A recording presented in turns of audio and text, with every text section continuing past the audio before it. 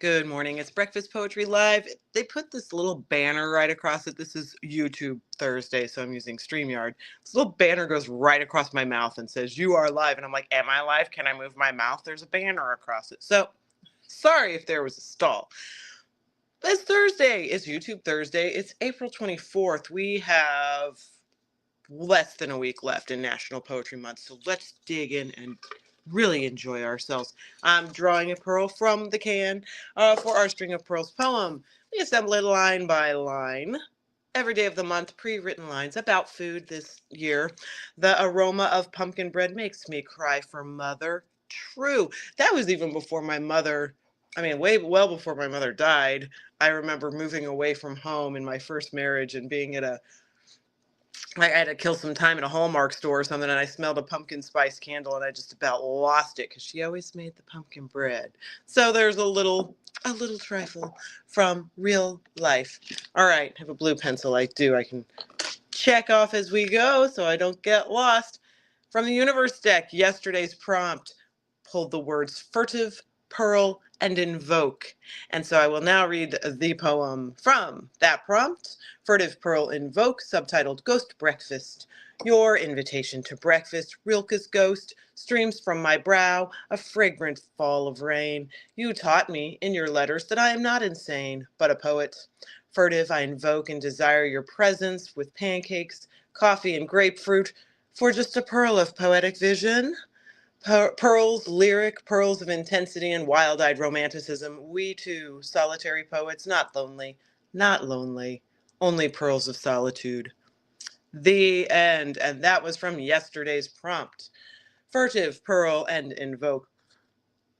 And I should have brought, if I had been organized, which I was not. I was trying to clean my art room yesterday because I have a friend coming over on Saturday who wants to know more about block printing. Block printing, just here. I actually sent her this one, and I forget why, but it was a conversation we were having. Yeats's Junket. Here's our poet for the Poet's Bowl. A little faded, the very last one right here of her, and then we move on to Mina Loy, Walt Whitman, The Porridge Looks Back. Oh, I don't know if I showed Walt Whitman here because I just printed him on the weekend, and I haven't done a YouTube Friday. There's Walt Whitman. He is sticking his tongue out, awaiting a line of poetry in his bowl. So anyway, I had to clean up my basement, which I haven't cleaned in a long time, my little art walkout basement, and had it in my hand, Rilke's Letters to a Young Poet, to which I refer here. And when I read it, I did realize that all of these things that I thought were just difficult about myself, that were just bizarre about myself, perhaps insane, were, well, this is what the poet has to do, you know? And so I love that book, and used to be able to find a copy without fail at half price books for about $3. And I would always pick it up, even though I already had a copy or two, and so I could give it to other people. They've gone up like to $5 each, and I don't always see them either. But that's just another little sprinkle of life right there here on Breakfast Poetry Live. Tony Hicks in the bathtub, handsome member of the Hollies, but this was around 1967, 68. And every now and then, that's just the thing in the morning to get one ready for life. Now we must draw from the universe deck, so that we'll have a prompt for tomorrow. If you would like to write along, please do. I will be writing a poem to this prompt for tomorrow. And our 3 words for today: bat, quadrangle, adorn. So those are 3 words that sound beautiful together if you ask me. And that is according to the rules of Michael McClure, I suppose, inventor of the universe deck back in the mid-70s, maybe earlier. The mid-70s was when he gave the lecture on it at the Jack Kerouac School of Disembodied Poetics. But on this same channel, you can find the episode of Poetry Freaks that outlines 2 methods of creating a universe deck for you. If you would like to write along, Poetry Month is dwindling, but it is always time for poetry. Maybe you want to have a poetry summer or a poetry May or a poetry week, a little poetry camp. I used to do that when in a former life, when the men at my house would go to scout camp, I would make myself poetry camp. And hey, what better way than a universe deck? Well, you could always roll the dice to the game Poetry Freaks, which I'm going to just show. I know I have it right here. This is the game Poetry Freaks. I don't remember if I've showed it on YouTube yet. I always show it upside down. This is the board game. Wow, I'm going to give you a little tour today. And since I'm not on Instagram, it won't do the whole, uh-oh, you walked across the room. We're going to have to pause due to poor connection. Poetry Freaks is a game written by my now husband, Sean McAnally. And he is a gamer and a writer of games, and so this is a role-playing game wherein you become a poet character. You create a poet character, and then you roll the dice for prompts, and there's like a speed round of like 5 minutes you get to write a poem, and there have to be at least 3 people playing because you cannot vote for your own poem, but you vote for the best poem based on entertainment value.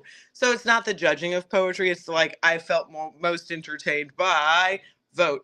And then the prompts, which I will roll for these exact prompts tomorrow. I made expansion packs for the Poetry Freaks podcast last summer, but the themes listed here, the words listed here, I'll roll from this exact game board tomorrow.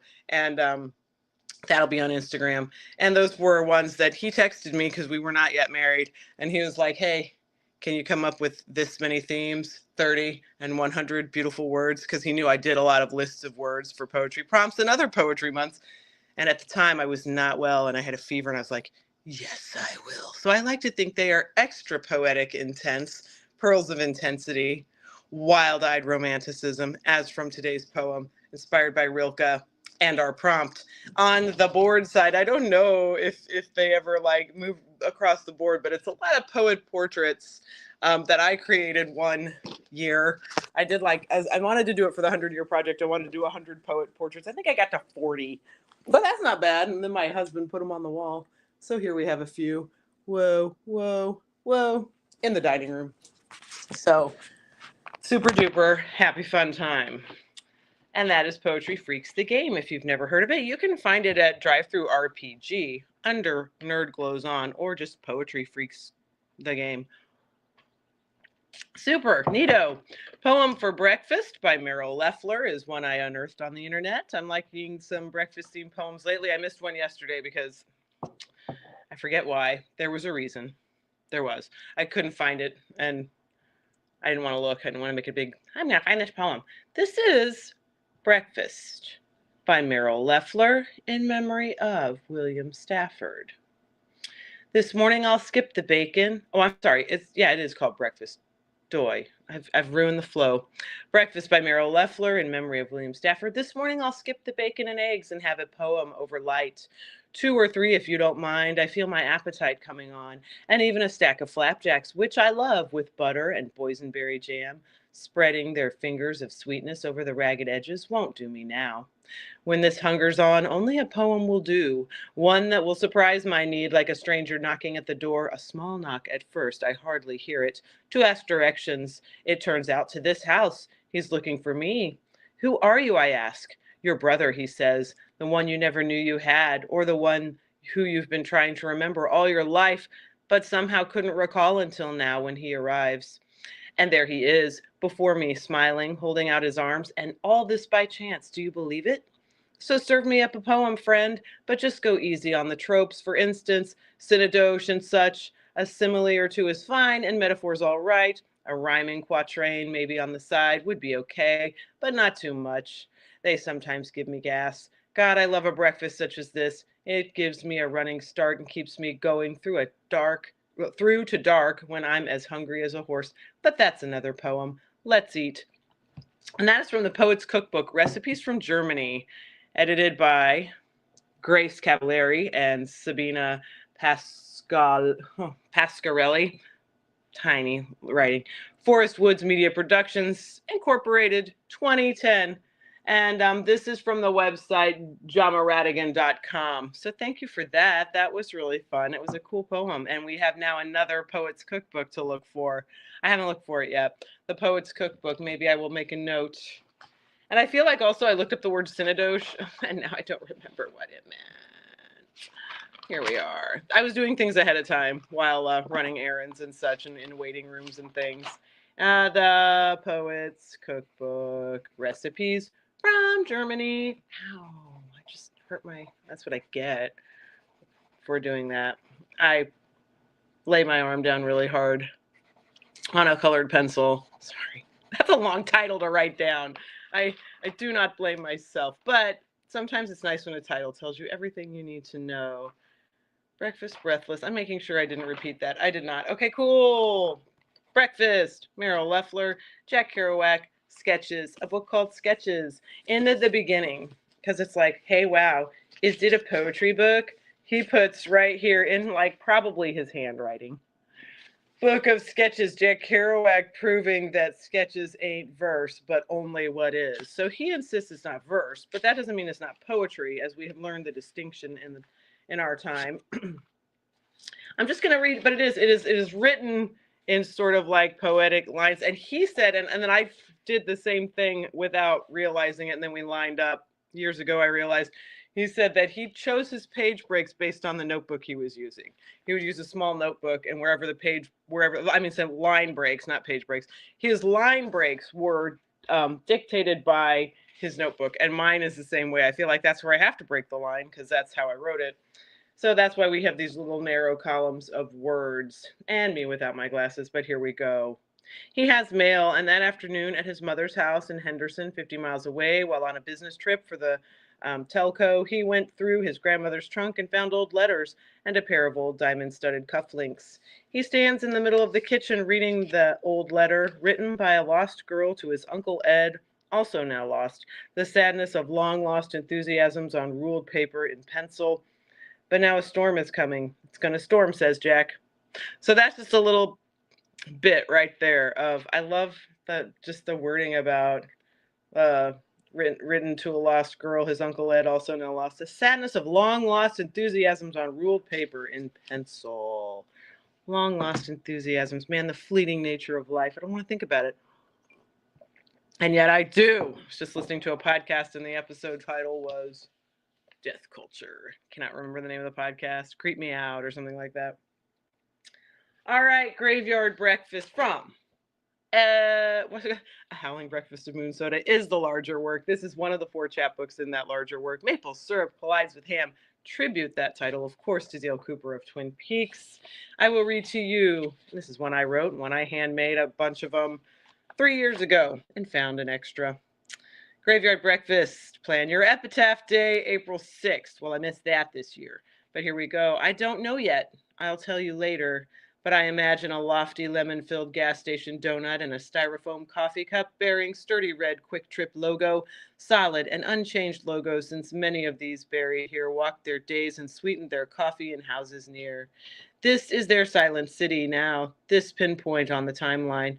Now fogged in sepia, their dancing days, their sorrow, their hot soda, their quiet nights in rowdy. Let my epitaph read, poet, and she made one hell of an apple pan dowdy. Food obsessed sometimes, which I like. I do like food. I like food. I like preparing food. I like eating food. And I like the connection of food to the past. I like old cookbooks. The cemetery I was in when I thought of that poem 3 years ago, or 4, or whatever it was, 3 years ago. I always thought of it as the church potluck. Hi, kitty. The church potluck cemetery, as opposed to the one where the flappers dance at midnight, which is closer into Kansas City. So, yeah, wow. You know what? When you've got like that part-time job, you have got all kinds of time to just map the town in your whimsy, and I enjoy it. So it's still mapped. I just don't have as much time to hang out in cemeteries and eat lemon-filled donuts, but those were the days. Well, guess what? My husband says, come summer, it'll be the best job in the world. Because it's true, I work at a school. We are done May 23rd. What am I complaining about? That is officially now less than a month until summer vacation and donuts in cemeteries. Well, thank you for joining me for Breakfast Poetry Live of a Thursday on YouTube. If you would care to write along with the prompt, send it to hypnostandoutrage@gmail.com. Adorn, quadrangle, bat. What will we do with that? I can't wait to see. Thank you for joining, and see you next time.